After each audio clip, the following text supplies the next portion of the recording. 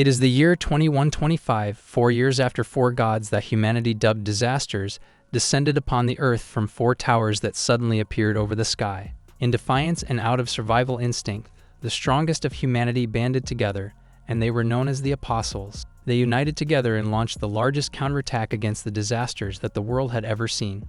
After fierce battles, suffering, and immeasurable loss of life, the Apostles finally succeeded in killing one of the disasters, the Conqueror. Lin delivered the final blow, and he breathes a huge sigh of relief. Suddenly, his companion, Mo, comes kicking him in the face, reminding him not to rush to the front of the battle since he is an assassin, not some foolhardy warrior. Lin apologizes for worrying her, but she crosses her arms and pouts. Who would worry about him? Sorry, dear, your tsundere act is clear as day. Mo approaches him and begins cleaning him up, as the savior of humanity shouldn't be in an unkempt state. Suddenly, they are both stabbed through the chest by their former comrade, Yang. Yang is jealous that Lin took what was rightfully his. They are shocked by this betrayal, and Mo asks if they were not friends. Yang retorts that friends are only there to be betrayed. Thus, Yang plans to kill them both, blame Mo's death on Lin, and take credit for slaying the Conqueror. Yang raises his sword and decapitates them both.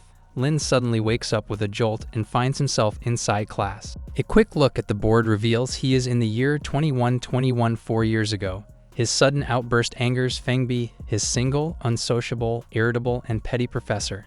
Fengbi asks Lin what the Tower Era is, and Lin effortlessly answers. On November 11, 2111, four strange towers suddenly appeared in the sky. A red rain then fell upon the earth, rendering everything it touched unsuitable for human life. At the same time, every satellite in orbit also plummeted to Earth, cutting off all means of escape and communication.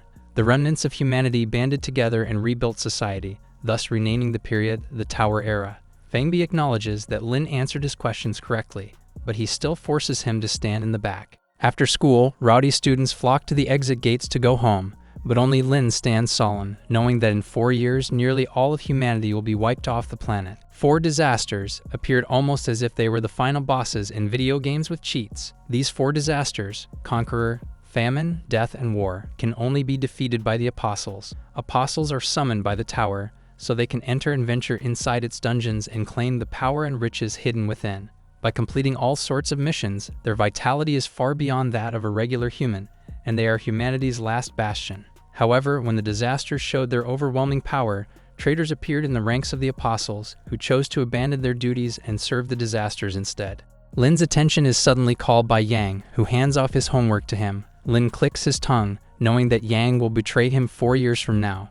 Yang reminds him that they need to finish the homework by tomorrow, but Lin replies that there won't be a tomorrow. Yang will die tonight. That evening at Yang's house, Yang is working out. Even though he may skip out on doing homework, he never skips out on gym. Suddenly, the room goes dark, and a startled Yang can do nothing as Lin slits his throat. Yang clutches his open wound to try and stop the bleeding, but he slowly dies. Yang's eligibility soon transfers over to Lin. To become an apostle and be called by the tower, one must either attain at least 10 ranks in all stats, or kill an apostle or apostle in training, and steal their right to enter the tower. Yang's relic treasure chest appears in front of Lin, and he reaches out to open it. Lin is rewarded with the skill Breath-Concealing Art, rank C. Upon using it, he can consume mana every second to increase his stealth. Suddenly, the system informs him that he is using an unknown skill module. Lin activates it, and he is brought into a pocket dimension, where he interacts with the Module of Calamities. He can now freely upgrade, replace, and edit whatever skills are present within the tree. Lin is bewildered, and he deduces that this unique skill tree was given to him after he defeated the Conqueror disaster. By killing Yang, the system reconfigured itself and recognized Lin as a boss. Unfortunately, parts of the module are damaged, and Lin is unable to use any of the skills. Lin is dismayed that he is no longer able to use any of the Conqueror's skills, but he isn't disheartened. He hypothesizes that he can obtain skills as normal, then use those skills as points inside the module. In short, this is a do-it-yourself method of becoming a disaster. Lin calms himself down and reminds himself that he wants power to destroy evildoers, not become one himself. Suddenly, an alert asks him if he believes in God, which is the tower's code for summoning him. Lin accepts the trial mission of the Apostle trainee. He is given the number 1010, and he enters a portal into the inner world. High above the sky, Lin's eyes readjust to his new surroundings. He is now on Flight 444, where an AI voice, Tianxian, informs him that he will be his personal assistant on this flight. The flight is in itself nostalgic, as Lin hasn't traveled ever since the towers appeared. Lin isn't alone. Several others are present with him. Ching, a secretary, Oe, a programmer, QQ, an elder, and Jack, a death row inmate. The plane flies through stormy clouds, and they experience violent turbulence. Tianxian begins their mission and gives them one objective: survive. Lin is quite calm and collected, as he has been through this before. However, the others aren't so calm. QQ begins panicking and wonders if they have been kidnapped. Oe tries rationalizing the situation, while Jack embraces his newfound freedom and interprets this challenge as divine intervention. Meanwhile, Ching remains relatively calmer, and she tells the others to focus on figuring out where they are. Her demeanor does not go unnoticed by Lin, who notes that she is calm, too calm. He announces to the others that under their seats they can find a first aid kit filled with goodies given by the tower to help newcomers survive. Inside are two objects: a fruit knife and an old parachute. Lin deduces that the parachute is here not to help them but to serve as a point of conflict and to encourage them to turn on one another. Elsewhere, QQ opens his own kit, which has different items: a life vest and a bottle of expired coconut juice. Jack receives a life vest and a motorcycle helmet, but strangely, Oe receives nothing. Even though Lin knows the tower to be a malevolent entity, it is completely impartial in the distribution of items. When Ching announces that she has a parachute, Oe begins choking her to death. Jack grabs Oe and tosses him across the plane, presumably out of altruism, but he only did so because he wants the parachute to himself. Ching's actions only puzzle Lin even further. She was calm enough to analyze the situation, but stupid enough to announce she had a parachute when everyone else had nothing. Lin concludes that she did this on purpose. He approaches Jack and gives up his own parachute to calm them down. Jack is cautious but decides to accept Lin's act of playing hero. Jack straps on the parachute, kicks the airplane door open, and leaps out. Lin smiles, revealing that he purposefully gave Jack a defective parachute. Lin approaches the cockpit to investigate it, but another body falls right in front of him. He clearly heard Tianxian say there were only 5 passengers on board, which can only mean one thing.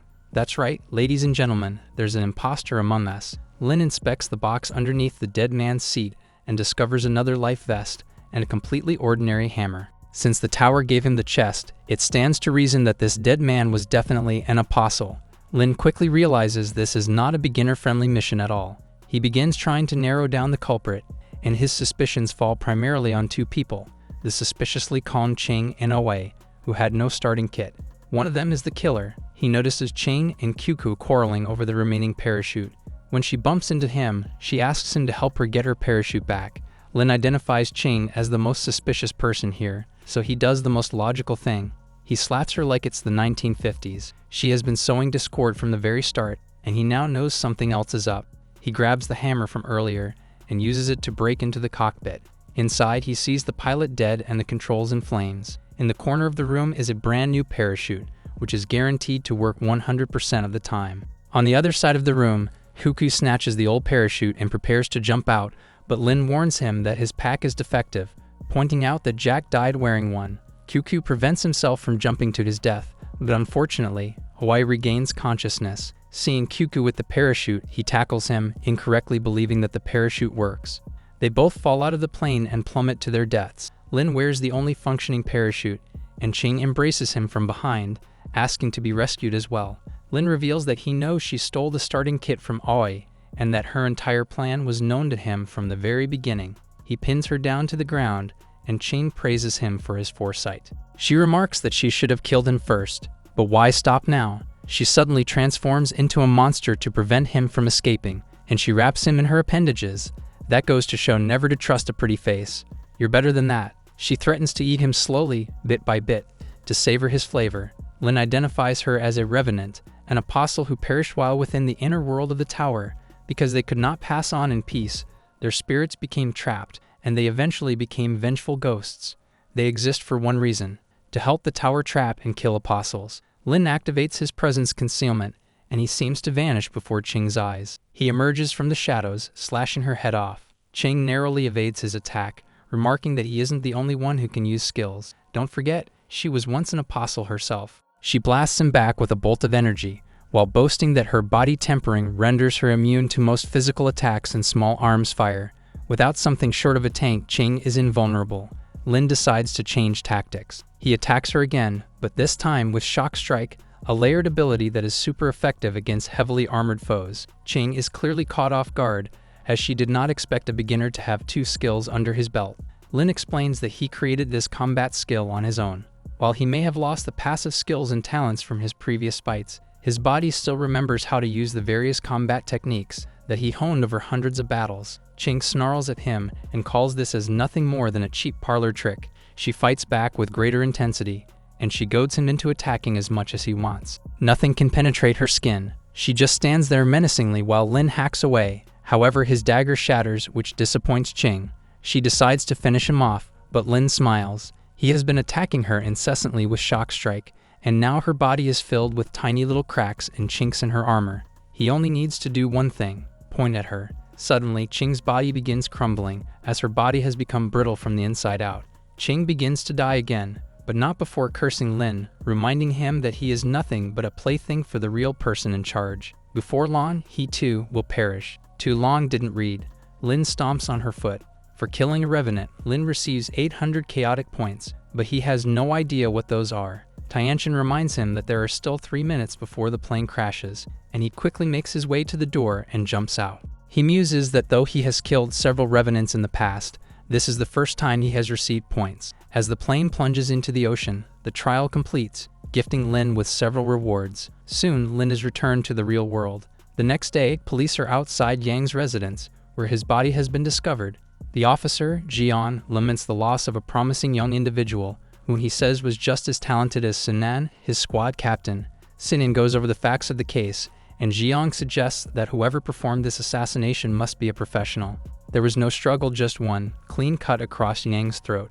Regardless, Sinan orders her officers not to leave any evidence behind. She asks who reported the crime, and Jiang points him to Lin, whose statement has been taken by another officer. Sinan approaches him and asks for his name and gender. She must have gone to Professor Oak's school. Sinan is greatly suspicious of Lin. Yang wasn't just an ordinary student, he was the son of the president of Qing City's Hangyang Medtech. Sinan asks him the question again, but Lin points out that another officer has already taken his statement. The officer clears Lin of any suspicion. After an extensive background check, it is believed that Lin and Yang were very close friends, and their close relationship was known to the class and advisor. Since both their parents are often away from work, it wouldn't be far-fetched if the two became inseparable. Lin asks if he can leave, and though the officer allows him to, he warns that due to the assassin being extremely skilled, it is advised that Lin work closely with them. Lin had already wiped the cameras and cleaned up any traces of his fight with Yang. The only reason he reported the crime was so that he could closely monitor the results of their investigation. 4 years from now, traitors will begin popping up all over.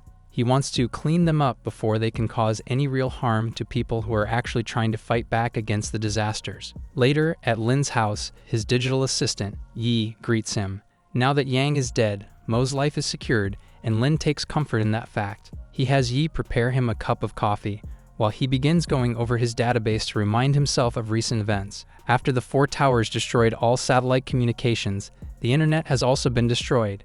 The silver lining is that this gave birth to an even stronger underground network called Heavenly Spider Number 1, which uses major cities as communication nodes. All of the city's communications go through this system, and its spider threads, which have replaced fiber optic connections. With this, you could probably download any Steam game you wanted in seconds. Lin goes through several security checks, including fingerprints, 2-factor authentication, and the final line of defense, where he has to yell from the top of his lungs that he is the world's biggest redacted. Lin is too embarrassed to say it, but when the system begins counting down, he is forced to say it anyway. This was harder than the airplane mission. His device finally unlocks, and he contacts Mo. However, they have yet to meet in this lifetime, and Lin only wanted to hear her voice. He explains to her everything, and moments later, he proves it by saying her childhood nickname, Mo Mengmeng. Mo is shocked, as only her grandmother calls her that embarrassing nickname. Realizing this is the real deal, Mo demands his location. Lin kicks back and waits for Mo to arrive, and for the time being, he checks his status window.